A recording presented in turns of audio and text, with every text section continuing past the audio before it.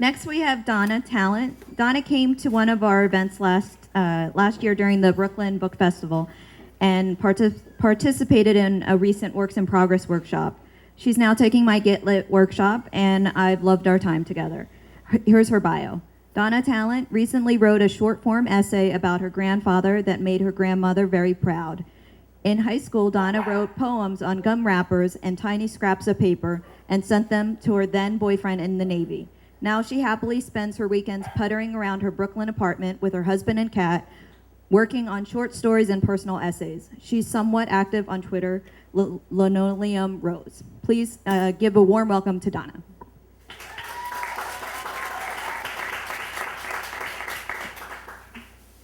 I'm just going to adjust the mic.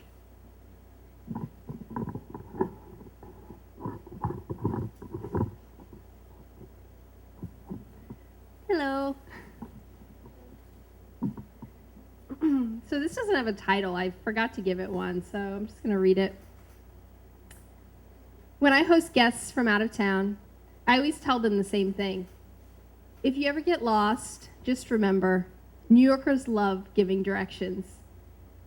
I stepped into an unusually empty Q train during afternoon rush hour and took a seat in the corner. Riding a few stops, I observed a woman efficiently switching out of her work pumps into sensible flats. After she had gotten herself all situated, she noticed a middle-aged couple reading a subway map and dressed for a hike. "Excuse me, do you need directions?" she asked. I have mastered the art of eavesdropping on other people's conversations without looking like I'm eavesdropping on other people's conversations. "No, this is her first time," the man said, gesturing to his wife. "But I've been here a few times, so we've been getting around pretty well." Once the best landmarks, restaurants, and public transit options had been presented for review, to my delight, the conversation turned to stories about New York City in the 90s. In December of 1993, I was 14 years old and living in a small town in Virginia, a mere hour and a half south of Washington, D.C., but a world away from anything resembling big city life. As a teenager, my hobbies included decorating my Converse high tops with names of punk bands I'd never listened to, stealing street signs, and secretly crushing after the school's tan and blonde star soccer player, who, consequently, was busted years later for growing copious amounts of weed in his basement and transporting it across the state line. As a temporary solution to my restlessness, Mom decided she wanted to take me on my first trip to New York City for my 15th birthday. I believe she needed a break from our sleepy little town as much as I did. Mom always romanticized New York. Growing up the oldest daughter in a family of military brats, she and her siblings spent much of her childhood relocating up and down the East Coast. Mom liked Lancaster, Pennsylvania, and most of Westchester County, but Nutley, New Jersey was her favorite. She could escape her alcoholic, domineering father, jump on a bus after school, and arrive at the Port Authority in less than an hour. She and her friends would swoon over Elvis on the big screen, then splurge on dessert at Sardi's, hoping to spot a celebrity and fantasizing about someday auditioning to become a rockette. I'd caught the New York bug listening to Mom's stories of warming her hands with roasted chestnuts on cold winter evenings, Simon and Garfunkel songs of the Prophet's writings on subway walls, and reading about the lives of Allen Ginsberg and Jack Kerouac. The one place in the city I wanted to visit was Greenwich Village.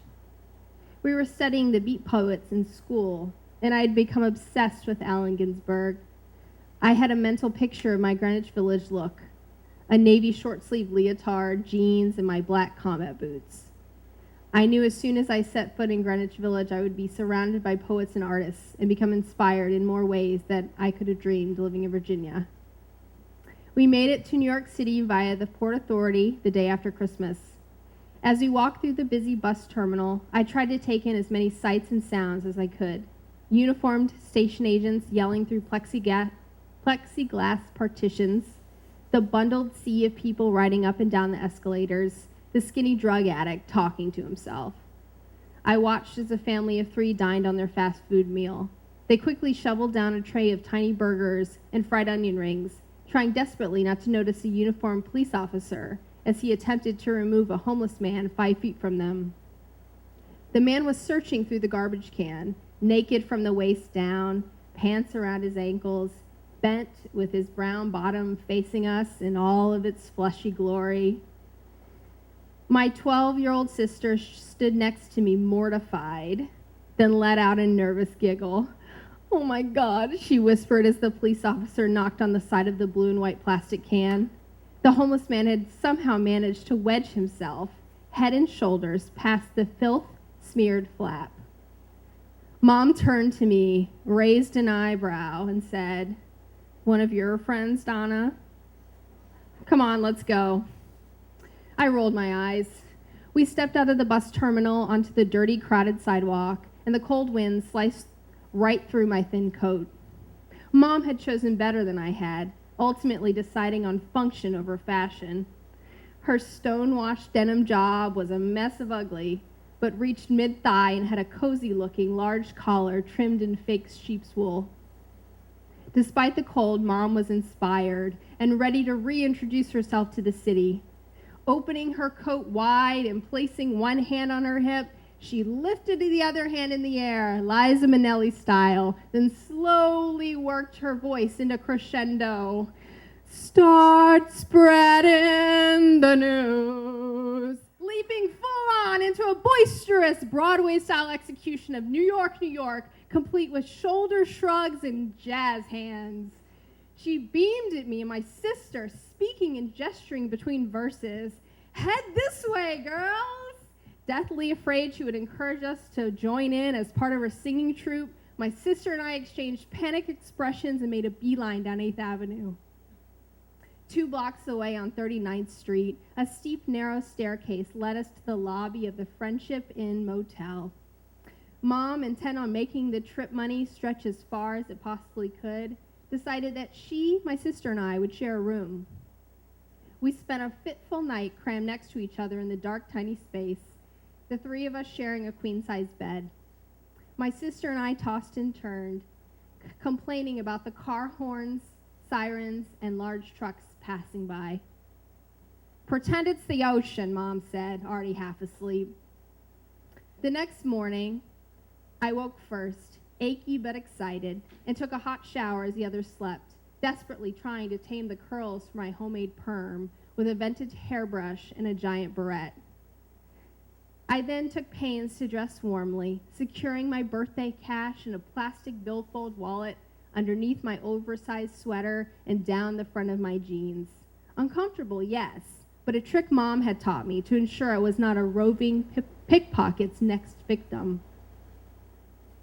The others woke and wished me a happy birthday. Then Mom gave me a hug and handed me 2 fives. "Here," she said, "run down and get me some coffee and danishes for you and your sister. We'll be ready in a second." The deli was street level, just below our hotel, and the Nigerian man behind the counter smiled at me as I walked in. He wore a dirty black baseball cap with an orange and yellow emblem of a rooster. I ordered our breakfast and, as I waited, concentrated on the greasy laminated menu taped to the counter, shrinking into myself. As the man behind the counter handed me the cup, he paused and said, "You are very beautiful." I beamed at the man. Back home, shy, sensitive, and awkward, I felt anything but beautiful. Here it was different. New York loved me. New York thought I was beautiful. I walked out of that deli transformed. As we left the hotel as a family that morning, we walked down the street, serenaded by the wonderful music of the city, a kinetic white noise full of promise. 20 years later, I am home from my subway commute. Inside my Brooklyn apartment, I leave my window open as I crawl into bed. That same beautiful New York City white noise, trash trucks barreling down the street, my neighbors' quiet laughter as they share stories on the stoop below, the rushing hum of cars on the freeway in the distance, now lulls me into a beautiful, dreamless sleep.